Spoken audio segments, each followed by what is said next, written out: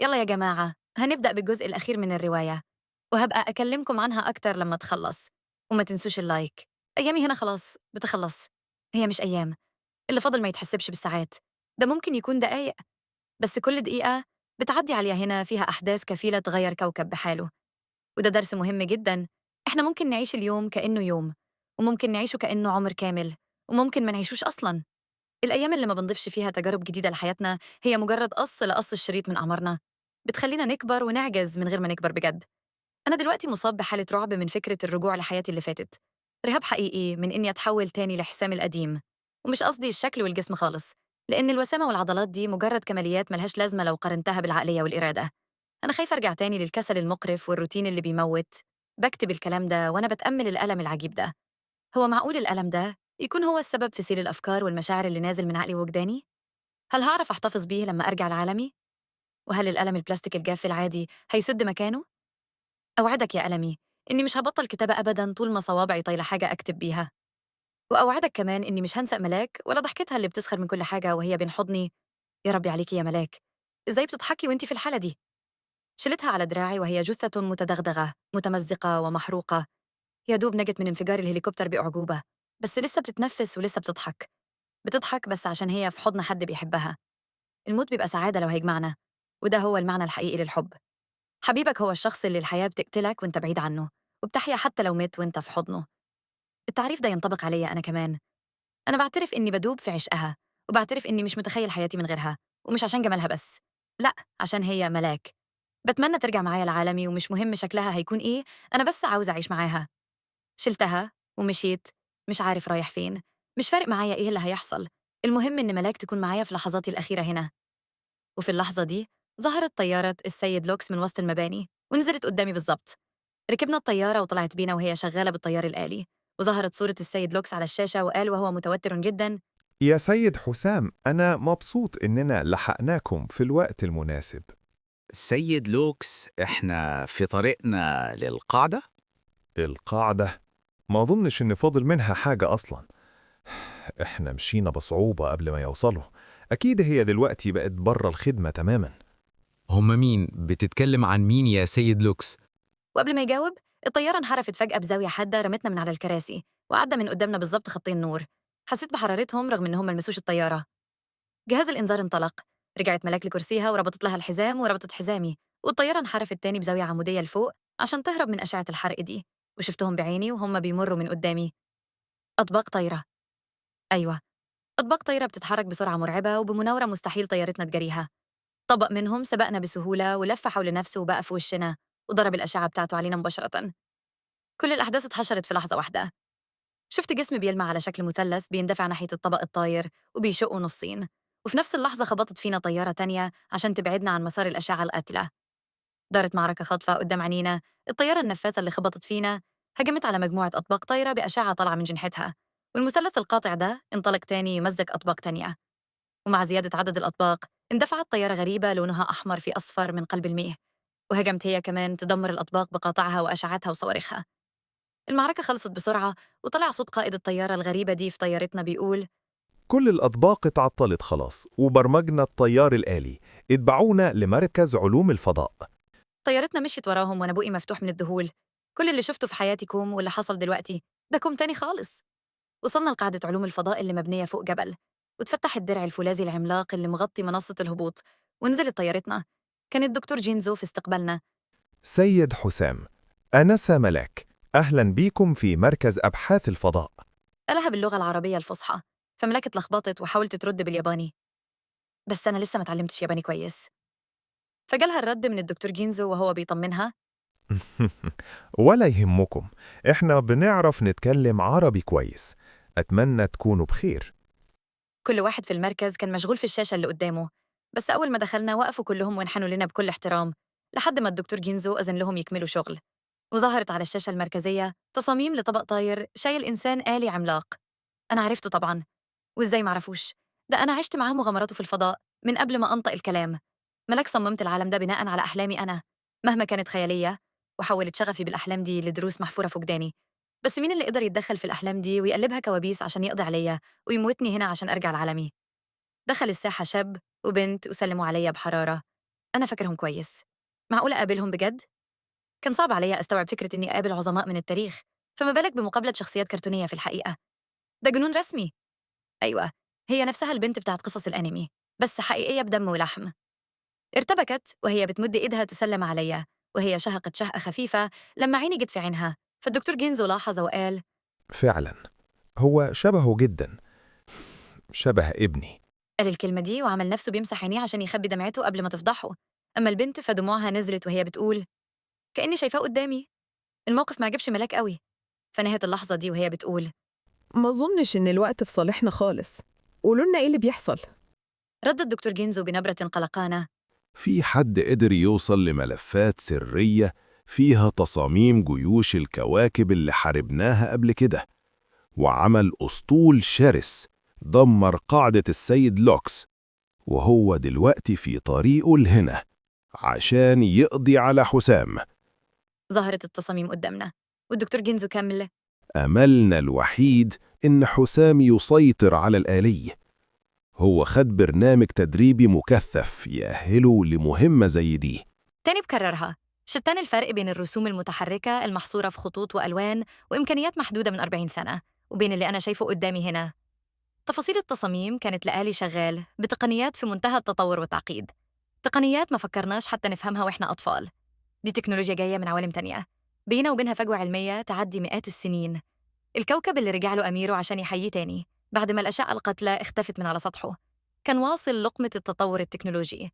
كوكب مسالم لدرجة إنهم ما كانوش محتاجين جيش دفاعي، فاكتفوا بتطوير الآلي. ده اللي كان رمز للحماية أكتر من كونه سلاح للقتل. الآلي ما كانش مميز، بس بتصميمه اللي بيدي هيبة وشكل محارب نبيل. التميز الحقيقي كان في الماكينة اللي جواه، مركز الأبحاث. قضى سنين بيدرس التكنولوجيا دي، وبنى نسخة طبق الأصل من الآلي قبل ما الأمير يرجع بيه لكوكبه. شفت مجموعة أفلام افتراضية بتصور الكوكب ده بنظام حياته وتكنولوجيته، وكنت هتجنن. إزاي فيلم كرتون يكون له إسقاط بالدقة والواقعية المذهلة دي؟ ما قدرتش أكتم فضولي، وسألت الدكتور جينزو: لا مؤاخذة يا دكتور، أنا فاكرك كويس وشفت كل ده وأنا عندي 6 سنين. قطعني وقال: بس كرسوم متحركة مش كده؟ أيوة، قصدي إن فكرة وجود آلي عملاق شايل كل الأسلحة دي وكائنات فضائية عايشة على كواكب تانية وبتهجم على الأرض بوحوش آلية، كل دي فانتازيا إزاي اتحققت؟ اسمع يا ابني، لو حد من القرن اللي فات اتنقل لزمانكم دلوقتي هيتصدم صدمة مشابهة، وهيعتبر اللي شايفه مجرد محاكاة خيالية من قصص الخيال العلمي. وبعدين مين قالك إنهم كائنات فضائية؟ ما لاحظتش وانت بتتفرج على المسلسل إن أشكالهم بشرية؟ الفروق الجينية بسيطة زي طول المناخير أو الجمجمة أو لون البشرة، ودي طفرات ضرورية عشان يتأقلموا مع الكواكب اللي سكنوها بعد ما سابوا كوكب الأرض. يا نهار أبيض، تقصد إنهم بشر مثلنا؟ أيوة، هم بشر شايلين نفس صفاتنا ودمنا وأحماضنا النووية. أمير الكوكب ده كان منتحل شخصية ابني من غير ما حد يشك لحظة إنه زائر من كوكب تاني. هم سابوا الأرض بعد موت أعظم ملوكها من 3000 سنة، ولما الحضارة اللي بناها اتعرضت للانهيار قرر نخبة العلماء إنهم ياخدوا كل الأسرار العلمية ويطيروا بيها عبر الممرات الدودية اللي اكتشفوها في الفضاء لأقرب كوكب يشبه الأرض. ومن هناك الحضارة بدأت من جديد وانتشرت في كواكب أنية. بس الطمع البشري كان ليه رأي تاني، فدمروا كل الحضارات دي ورجعوا عشان يدمروا كوكب الأرض. الكلام اللي سمعته ده رعبني تفسير منطقي رغم جنونه، وفضلت دهشتي تزيد وأنا بطلع على المعلومات اللي سابها الأمير عن كوكبه والحضارة اللي اتنقلت من الأرض للكون كله. قعدت ساعات أدرس أدق تفاصيل الآلي. تصميمه وتكنولوجيته معتمدة على إعادة توجيه قوى الطبيعة من غير ما يضرها، عكس كل الأسلحة الفتاكة التانية. الآلي ده ما بيعتمدش على قنابل أو متفجرات. راسه متوجة بقرون معمولة من الذهب المقوى بالنحاس، عبارة عن مخزن ضخم للشحنات الكهربائية.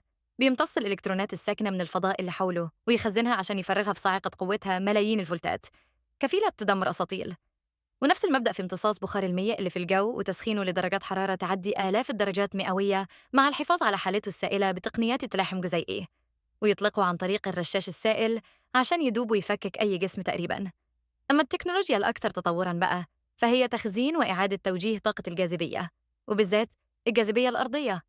الآلي بيسلط الطاقة دي اللي بيقدر يخزنها كل ما يتعرض لجاذبية من أي نوع، ويرجع يطلقها من صدره كإشعاع بيعكس مفعول الجاذبية، أو يديرها جواه عشان يقلل تأثير الجاذبية الأرضية على الأطنان المعدنية اللي شايلها وهو بينط أو بيطير في الفضاء.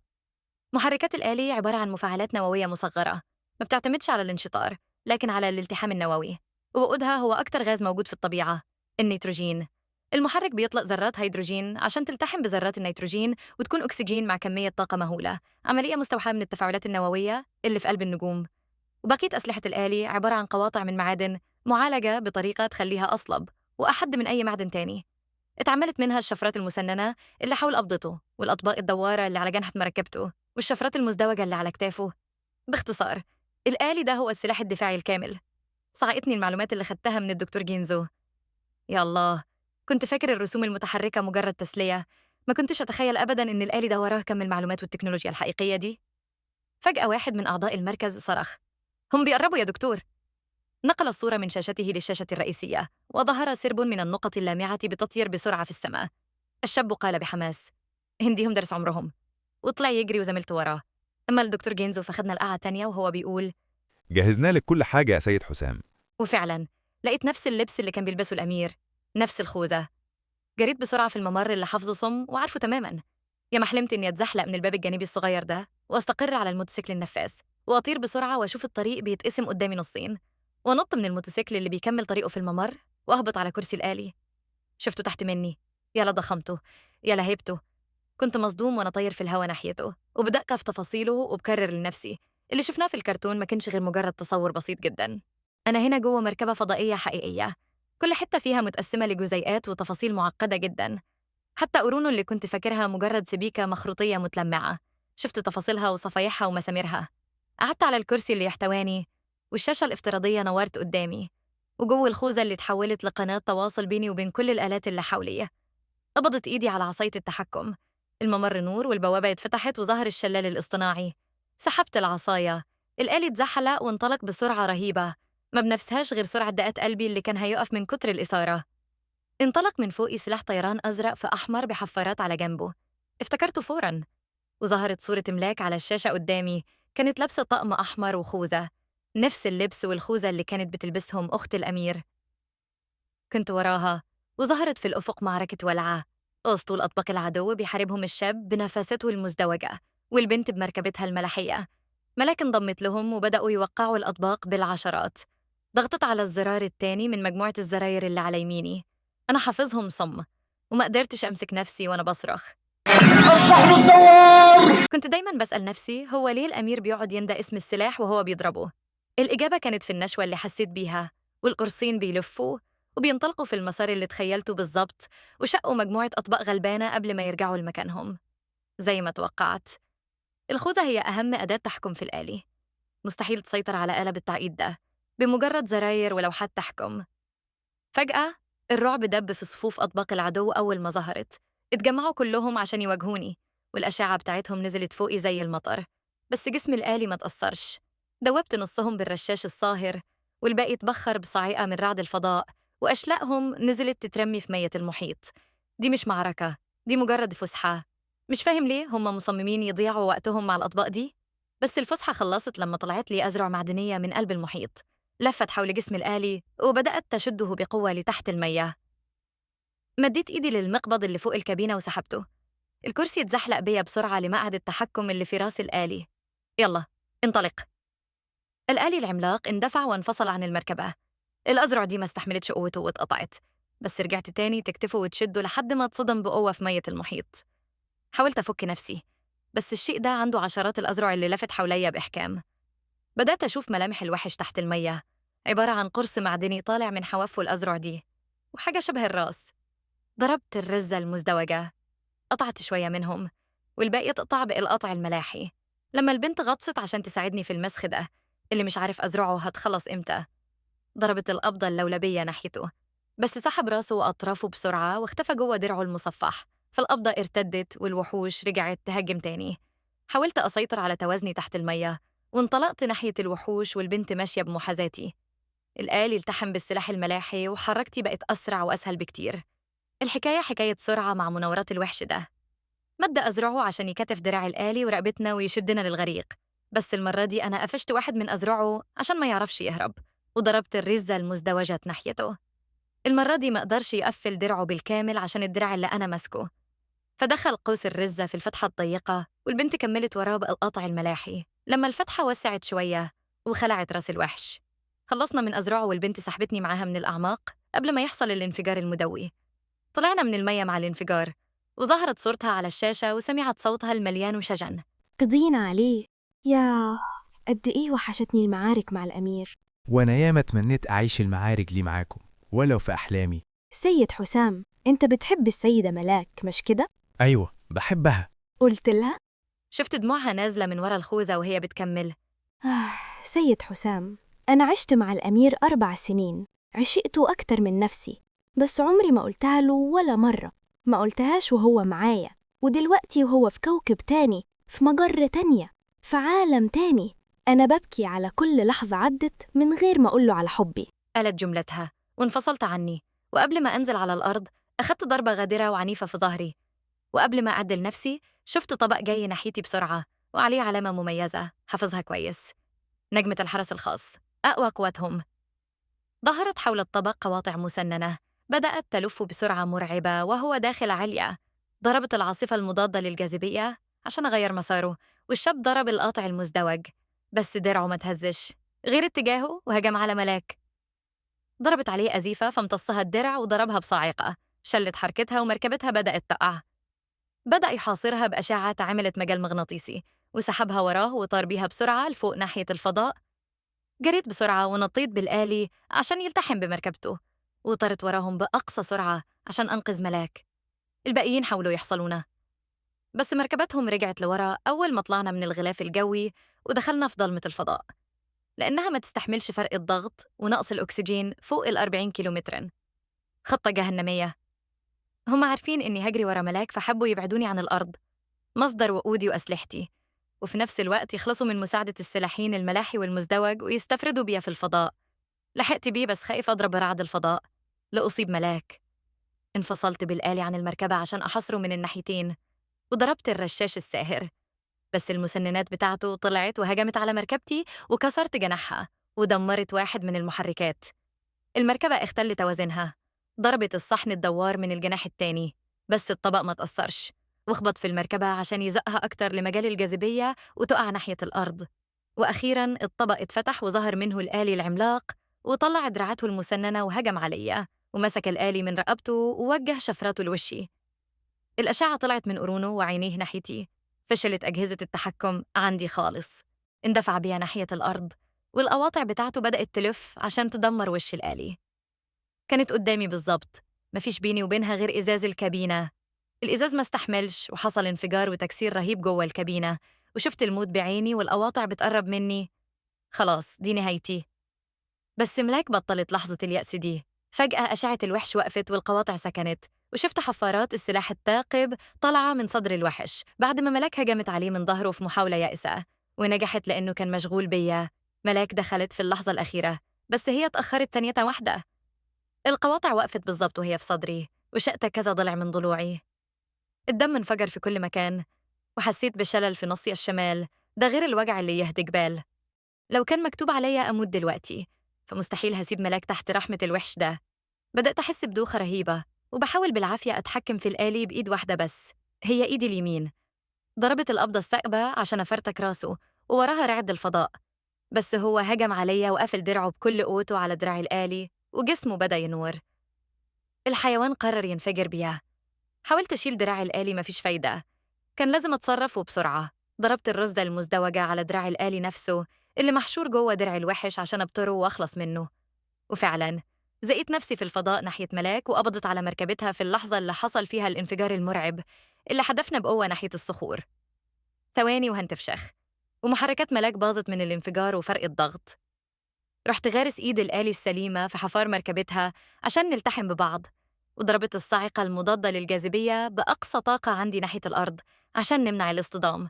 ومرة تانية نجينا بأعجوبة.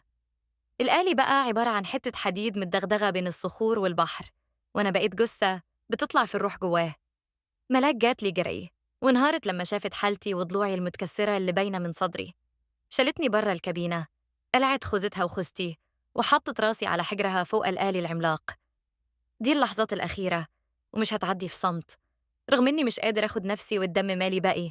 ابتسمت لها وقلت: ملاك، انت اللي صممتي كل حاجة في العالم ده. ردت بابتسامة من وسط دموعها ومناخيرها المحمرة من العياط. كل حاجة، حتى شكلك. يعني كل اللي شفته ده ولا حاجة؟ مجرد استقبال بسيط حققت لك فيه كل اللي كان نفسك فيه في حياتك. يعني ده كمان مش شكلك الحقيقي؟ لا، كان لازم أظهر لك بشكل تقدر تستوعبه وتتقبله. طب لو انت اللي صممتي كل حاجة، المصايب دي طلعت لنا منين؟ مين اللي مصمم يقتلني ويبعدني عنك؟ الأستاذ خالد ومراته هما الوحيدين اللي يقدروا يدخلوا العالم ده، وكل همهم إنك ترجع لأختك مرام، وفي الآخر هما اللي نجحوا وأنا اللي فشلت. بدأت أحس بروحي بتسحب مني. مش هضيع اللحظات اللي فاضلة في أسئلة خلاص هعرف إجابتها قريب. قلت لها: ملاك، أنا بحبك. انفجرت في العياط وهي حاضنة راسي. وأنا يا حسام هموت من غيرك، أرجوك ما تمشيش وتسيبني. قلت لها: يا ملاك، لولا إني شايل هم أمي وأختي ما كنتش ترددت ثانية إني أفضل هنا معاكي. قالت بنحيب يقطع القلب: يعني خلاص دي آخر لحظة يا حسام؟ جملتها صدمتني. دي آخر فرصة عشان أرجع لعالمي أو أفضل جنب ملاك للأبد. حسام، لو ما رجعتش دلوقتي مش هتعرف ترجع تاني. بس اللي خطرت بحياتها عشاني كذا مرة بتسلمنا دلوقتي للموت؟ خطرت بكل حاجة عشان بس تعيش كام لحظة جنبي. مديت إيدي من غير وعي ومسكت القلم. القلم اللي بدأت بيه قصتي، وعاوزة أسجل بيه آخر كلماتها، بس مش على ورق، دي هتتحفر في قلبي. ملاك حطت إيدها على إيدي وهي ماسكة القلم، وغرسته بين ضلوع صدري المتدغدغة لحد ما حسيت بسنه وهو بيلمس جدار قلبي، وقالت بصوت عالي: حسام، هفضل أحبك يا حسام. سن القلم اختفى جوه قلبي مع كلمة أحبك. حسيت بيه وهو بينغرس في أعماق قلبي، كأنه بيطلب منه يبطل يدق هنا عشان يدق في العالم التاني. ملاك خدتني في حضنها، وكنت حاسس بدقات قلبها بتسابق دقات قلبي اللي بتهدى. دموعها نزلت عليا في صمت وأنا بطلع النفس الأخير. شفت السيد خالد بيراقبني من بعيد وهو ماسك كتف مراته اللي منهارة وبيعيط معاها. دموعهم كانت بتترجاني عشان أخلي بالي من مرام. دي آخر لحظة قبل ما العوالم تفصل بيني وبين ملاك، وآخر حاجة قلتها كانت: بحبك يا ملاك. هستنقك يا حسام، ما تتأخرش عليا أرجوك.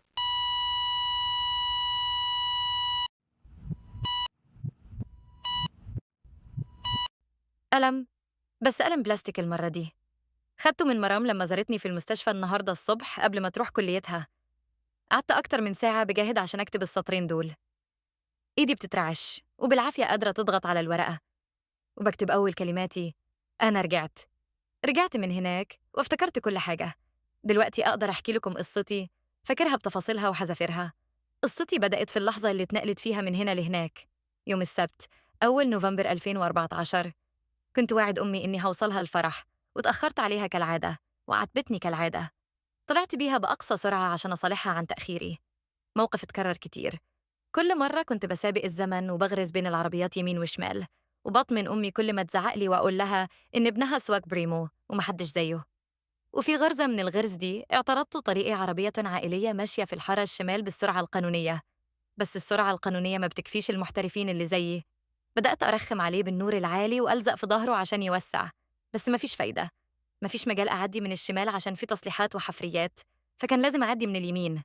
انحرفت فجأة ناحية اليمين عشان أسبق العربية اللي بيني وبين العنيد ده وبين صف التريلات، رغم إن المسافة كانت ضيقة جداً. زودت السرعة عشان أعدي، بس متهور تاني كان قرر يسبق التريلات من اليمين خالص، فالتريلا اللي قدامي اضطرت تكسر شمال وتضرب فرامل بكل قوتها عشان ما تخبطش في الحقير اللي كسر عليها. التريلا وقفت فجأة وإحنا لبسنا فيها. كل التفاصيل دي حصلت في أقل من 10 ثواني. فاكر كل ثانية كأنها مشهد، حركة بطيئة. المسافة اللي كانت يدوب تكفي عربيتي وهي طائرة زي السهم اتقسمت للنص. فرامل التريلا صرخت في وشي والدخان طلع من الكاوتش. أمي صرخت: يا الله! وبعدها ظهر التريلا أكل النص اليمين من عربيتي وأكل حتة من جسمي. الله يرحمك يا أمي، أنا اللي قتلتك، لعنة الله على التهور. كل متهور بيقعد يتباهى بمغامراته اللي بيطلع منها سليم، ما يعرفش إن في انتظاره مغامرة مش هيعرف يحكيها لحد. المغامرة دي بتيجي من غير مقدمات. ممكن تكون رسالة بتبعتها وانت بتسوق ب3 صوابع ونص عين وتركيز ضايع، أو غرزة بتسابق فيها الكل عشان توفر 5 دقايق وانت رايح القعدة اللي بتضيع فيها ساعات من عمرك. واحدة من الممرات دي ممكن تكون هي النهاية، آخر لحظات التهور وآخر لحظات الحياة. وفي آخر لحظات حياتي بدأت قصتي. الحادثة دمرت الجزء اليمين من جمجمتي وكسرت ضلوعي وكل عظمة في إيدي اليمين. الحديد قطع بطني وحتة من أمعائي. مفيش حد من اللي اتجمعوا حول العربية كان يتخيل إن الجثة دي ممكن ترجع للحياة في يوم من الأيام. رجالة الإسعاف بالعافية عرفوا يشقوا طريقهم وسط الناس اللي واقفة تتفرج، اللي كان كل همهم يصوروا عربيتي وهي لازقة في التريلا، ويصوروا أشلاء وجثث كانت خلاص هتتغطى بالجرايد. لولا نبض ضعيف جدا هو اللي فضحني وقال إني لسه حي، بس النبض ده وقف وأنا في عربية الإسعاف. دقت قلبي وقفت والدم ما بقاش يجري في عروقي، ودماغي بدأ العد التنازلي أول ما الأكسجين انقطع عنه. 7 دقايق، دي المدة اللي يقدر فيها المخ يستحمل من غير أكسجين قبل ما يتلف ويموت. 7 دقايق من المحاولات اليائسة عشان ينعشوا قلبي، وانتهت بالصدمات الكهربائية. وأنا حكيت لكم كل اللي حصل في الدقايق دي، من أول اللحظة اللي روحي سابت فيها جسمي واتنقلت للعالم التاني هناك، لحد اللحظة الأخيرة اللي قلبي استقبل فيها الصدمة الكهربائية ورجع يدق تاني عشان يشدني من هناك، من بين أحضان ملاك، ويرميني هنا مرة تانية. يا ترى مين هي ملاك؟ هل معقول الحرية دي حقيقية ولا مجرد سراب أوهمهولي عقلي الباطن؟ هل حست إني بطلع في الروح في الحادثة فجهزت لي العالم ده؟ هل صممته عشان تستقبلني وتجهزني نفسياً إني أقبل حقيقة الموت؟ فعلاً، ده كان عالم بين الحياة والموت، بيحقق لي كل أمنية تمنيتها في حياتي وبيخليني أعيشها بأدق تفاصيلها.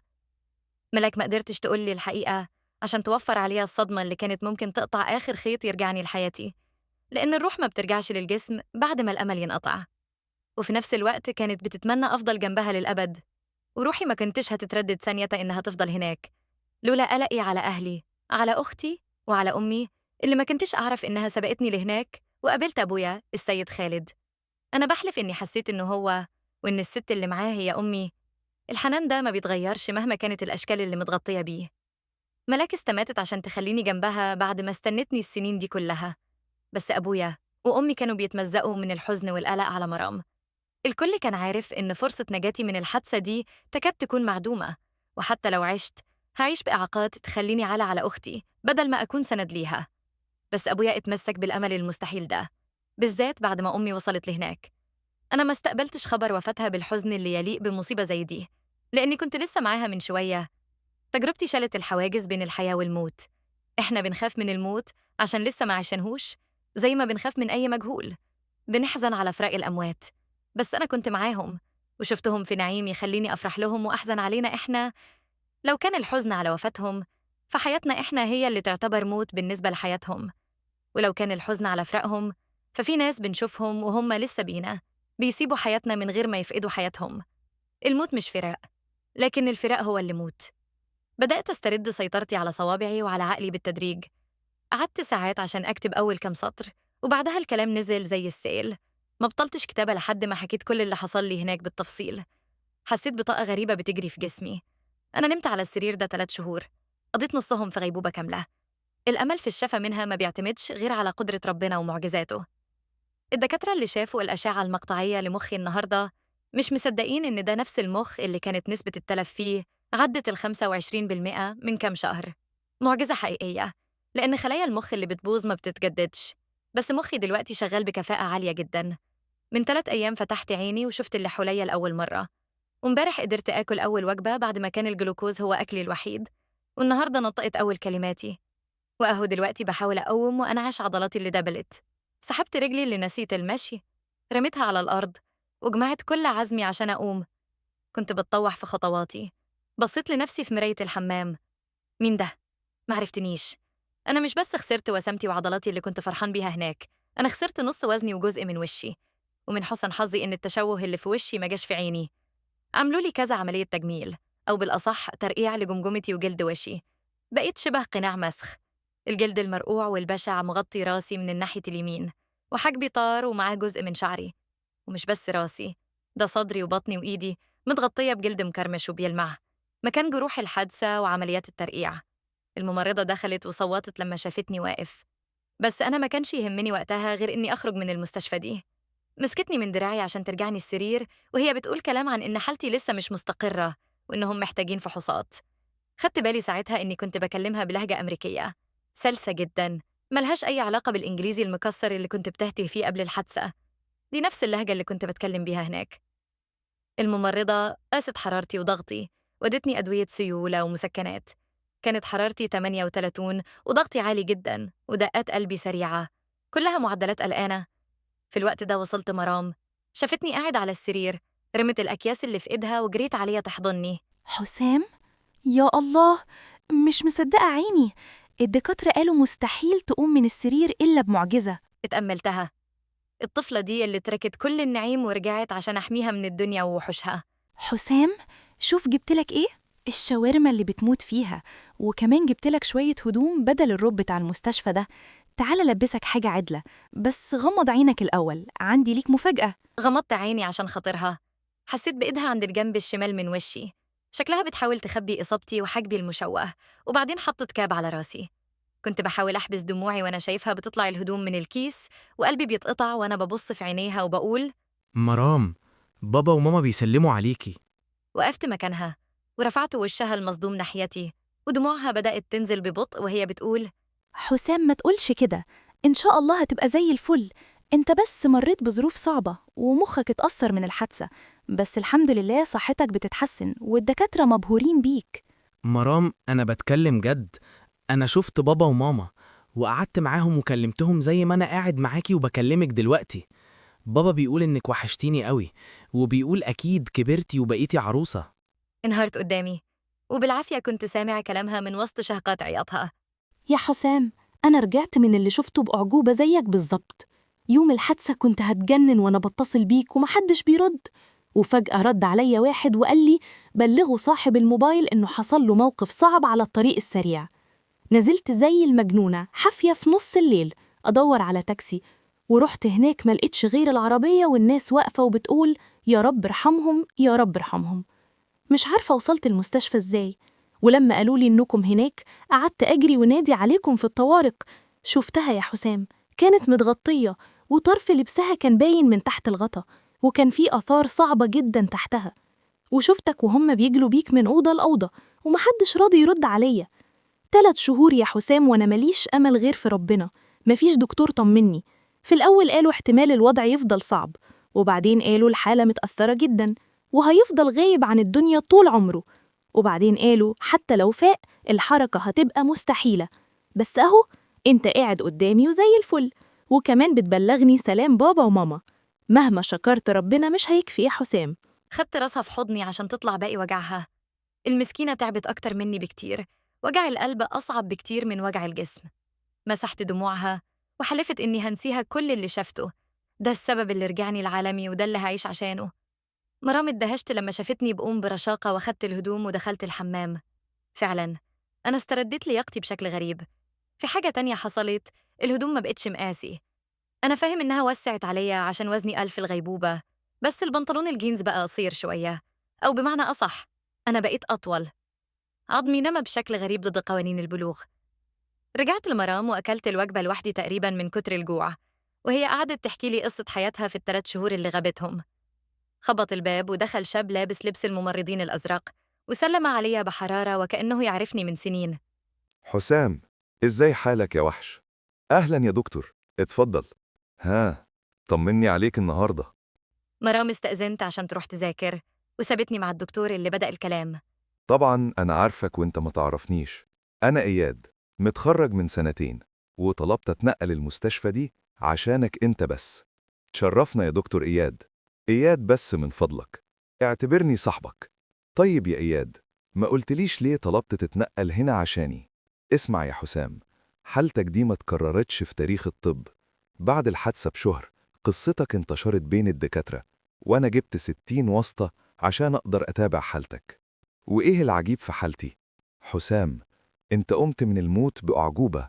دماغك كان تالف وكل الدكاترة توقعوا تموت في أيام أو تدخل في غيبوبة أبدية. بص سريعت على الأجهزة وكمل بحماس. في حاجة في دماغك اتغيرت بعد الحادثة.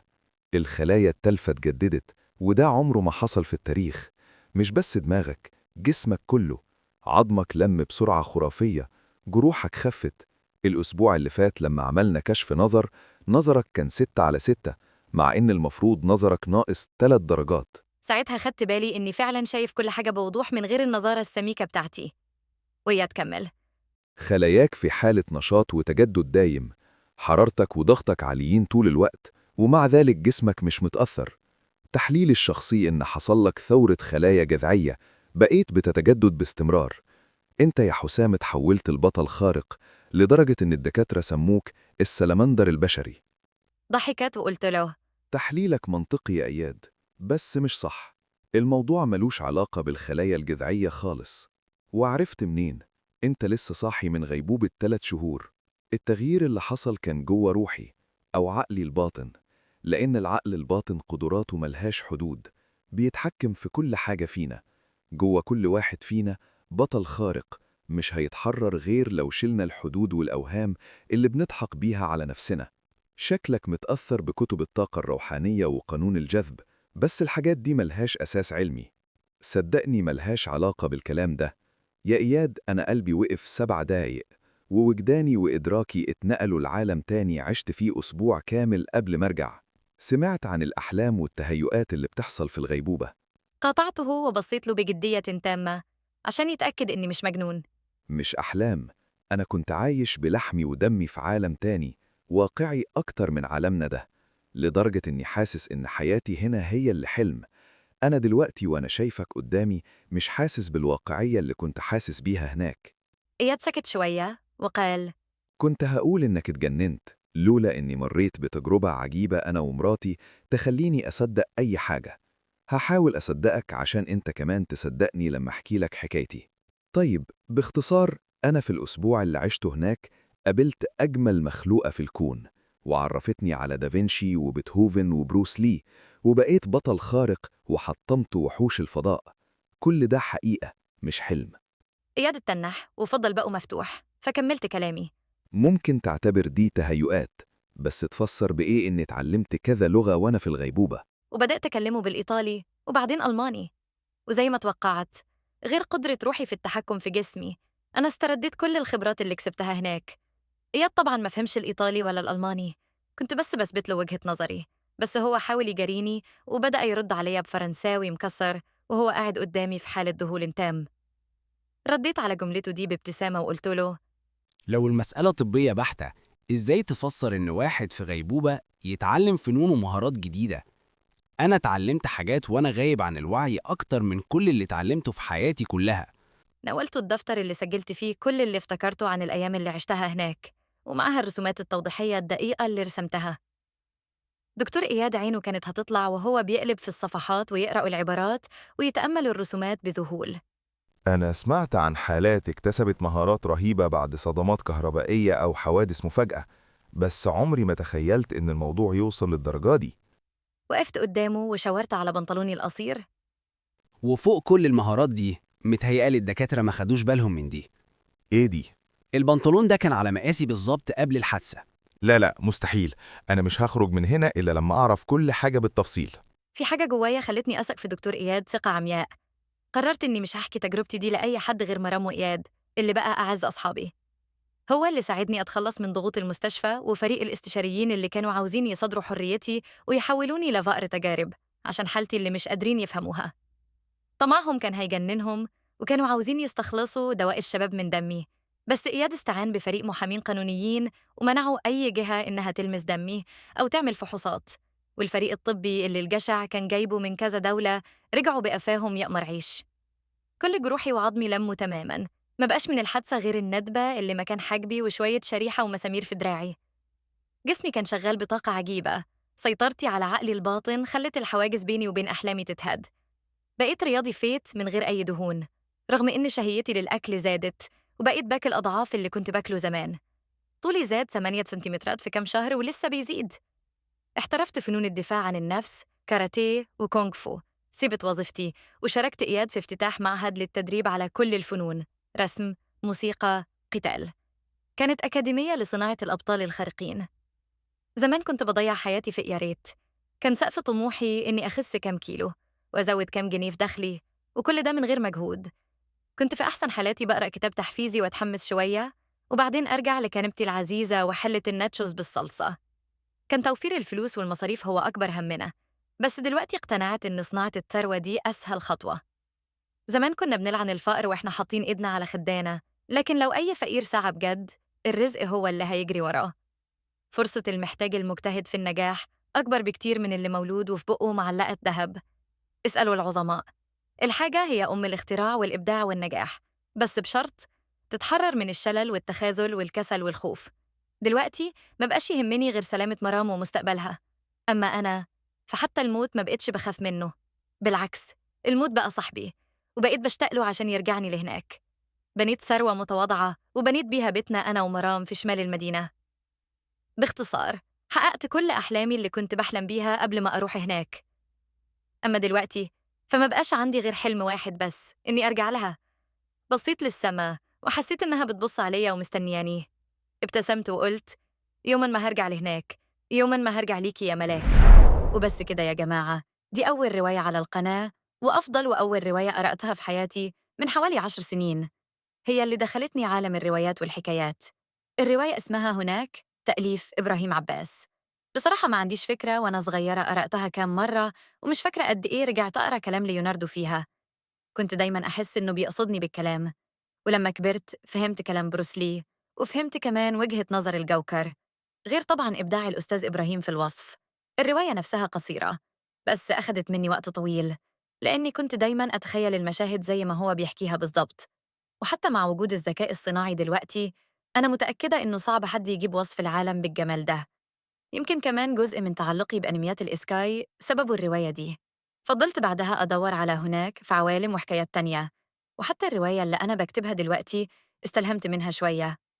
طيب، بالنسبة للناس اللي بتسأل فين الجزء التاني؟ الحقيقة مفيش جزء تاني للرواية هناك، هي جزء ثاني. الجزء الأول كان قصة إياد واسمها حوجن، والجزء الثالث بنيامين. والتلاتة دول من أفضل الحاجات اللي قرأتها في حياتي.